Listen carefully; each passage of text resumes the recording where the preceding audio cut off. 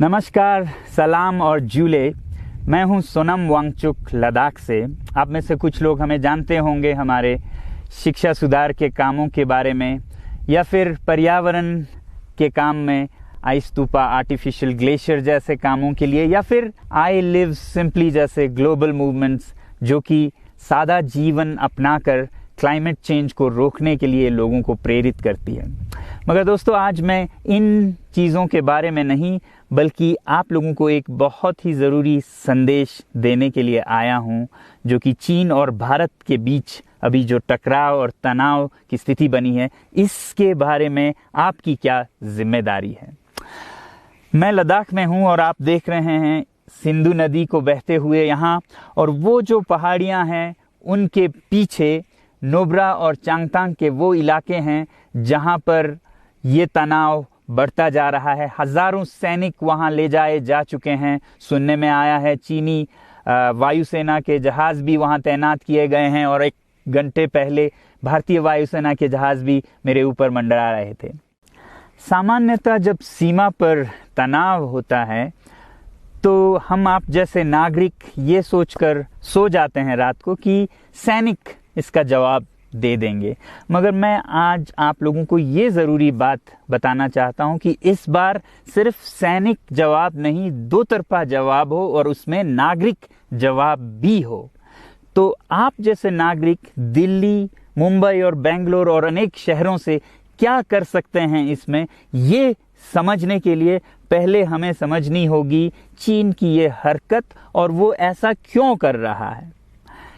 आपने देखा होगा कि ये सिर्फ भारत के साथ नहीं हो रहा है, बल्कि पिछले कई हफ्तों से चीन ये दक्षिण चीनी सागर में वियतनाम, ताइवान और अब हांगकांग के साथ भी छेड़खानी कर रहा है। और मेरा ये विश्लेषण है कि वो ये सब किसी देश के साथ दुश्मनी के वजह से ज़्यादा अपने अंदर की समस्याओं को सुलझाने के लिए कर रहा है। आज चीन को सबसे बड़ा डर है तो अपने जनता से डर है। उनकी 140 करोड़ की आबादी, जो कि एक बंधुआ मजदूर की तरह बिना मानवाधिकारों के चीनी तानाशाह सरकार के लिए काम करते हैं और उसे धनी बनाते हैं, जब वो नाराज हो जाए तो फिर एक क्रांति की सी परिस्थिति बन पड़ती है, और इससे चीन बहुत डरता है। आज कोरोना के प्रकोप के बाद चीन में फैक्ट्रियां बंद हैं, एक्सपोर्ट्स बंद हैं और बेरोजगारी 20% तक बढ़ चुकी है। लोग बहुत नाराज हैं, क्रांति हो सकती है, तख्ता पलट हो सकता है। इसीलिए चीन पड़ोसियों से दुश्मनी करके अपनी जनता को अपने साथ जोड़ने में लगा हुआ है, और ये पहली बार नहीं कर रहा है। 1962 में जब भारत के साथ जंग की तो वो जंग भी उसने अपने जनता को संभालने के लिए की थी। तब 4 साल का अकाल और भूखमरी हुई थी, और इससे ध्यान हटाने के लिए ये जंग की थी। चीन के लिए अपनी जीडीपी और जो खुशहाली है उसे बढ़ाते रहना बहुत ही ज़रूरी है, और जिस दिन जीडीपी घट जाए वहाँ की जनता क्रांति के लिए तैयार है। मैं तो कहता हूँ कि इस बार भारत की बुलेट पावर से भी ज़्यादा वॉलेट पावर काम आएगी। जो नागरिक पैसा खर्चते हैं चीन के सामान को खरीदने में, ज़रा सोचिए, हम आप भारतीय उद्योग को मारकर चीन से मूर्तियों से कपड़ों तक हर साल 5 लाख करोड़ के सामान खरीदते हैं, और फिर यह पैसा आगे जाकर हमारे सीमा पर हथियार और बंदूक बनकर हमारे सैनिकों के मौत का कारण बन सकती हैं। तो इसलिए अगर हमारे देश के 130 करोड़ लोग और 3 करोड़ जो भारतीय बाहर के देशों में हैं, सब मिलकर भारत में और बल्कि दुनिया भर में एक boycott made in China movement या अभियान शुरू करते हैं, तो आज दुनिया भर में चीन के प्रति रोष है। हो सकता है कि सारी दुनिया साथ आए और इतने बड़े स्तर पर चीनी व्यापार का बॉयकॉट हो कि चीन को जिसका सबसे बड़ा डर था वही हो, यानी कि उसकी अर्थव्यवस्था डगमगाए और उसकी जनता रोष में आए, विरोध और तख्ता पलट। और अगर हम ऐसा नहीं करते हैं तो कितनी बदनसीबी की बात होगी भारत के लिए, ज़रा सोचिए। एक तरफ हमारे सेना सीमा पर जंग लड़ रही होगी और दूसरी तरफ हम आप चीनी सामान, मोबाइल से लेके कंप्यूटर्स, कपड़ों से लेके खिलौनों तक को खरीद कर उनकी सेना को पैसा भेज रहे होंगे, चीन की सेना को। ये तो हुई हार्डवेयर की बात। दूसरी तरफ हमारी युवा चीनी सॉफ्टवेयर, एप्स, गेम्स जैसे टिकटॉक, शेयरिट, इन सब में मस्त, उन्हें दूसरी तरफ से करोड़ों करोड़ों का पैसा भेज रहे होंगे। तो इसलिए बहुत ज़रूरी है कि हम एक नागरिक जवाब ज़रूर दें और इसे एक अभियान बनाएं, ग्लोबल मूवमेंट की तरह। ये बॉयकॉट मेड इन चाइना का जो अभियान है वो भारत के लिए भी एक वरदान साबित होगी। जैसा कि हमारे प्रधानमंत्री ने एक विजन हमें दिया था स्वावलंबन का, सेल्फ रिलायंस, वो तब हो सकता है जब हमारे अपने उद्योग फलें फूलें।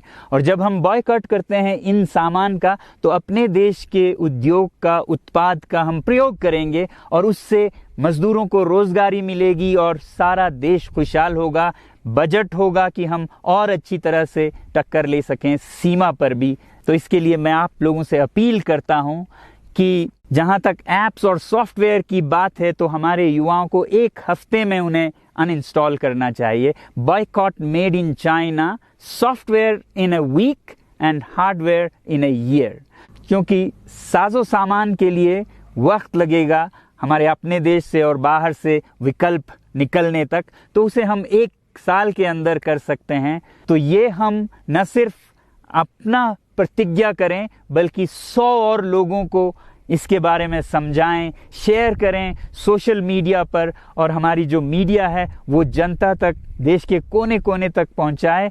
और जैसे ही इसका असर दिखने लगेगा, इंटरनेट से ऐप्स लाखों में, करोड़ों में अनइंस्टॉल होंगे, तो चीन को संदेश साफ जाएगा और यही एक तरीका उसे मेज पर पहुंचा सकती है जहां पर की बातचीत हो शांति की।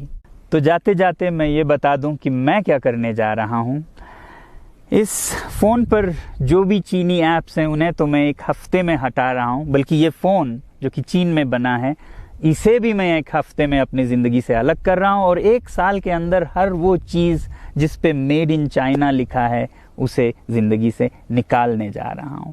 हमें चीन से, चीनी लोगों से कोई समस्या नहीं है, चीनी सरकार और उनकी रवैयों से समस्या है। जब तक चीन में परिवर्तन ना हो हमें ऐसा करना होगा।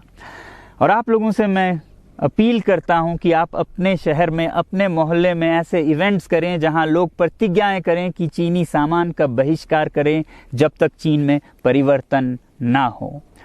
और मैं सालों से कहता रहा हूं कि 21वीं सदी में देश के लिए जान देने की नहीं बल्कि जिंदगी देने की ज़रूरत है। लद्दाख में बढ़ते हुए ये देश के लिए जान देने का कारोबार बहुत देखा, और जहां एक तरफ मैं सलाम करता हूं उन लोगों के लिए, उन लोगों को जिन्होंने देश के लिए जान दिया, मगर इस 21वीं सदी में मेरा ख्याल है कि देश के लिए जान देने की नहीं, जिंदगी देने की ज़रूरत है।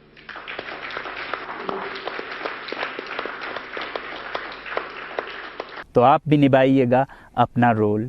जय हिंद।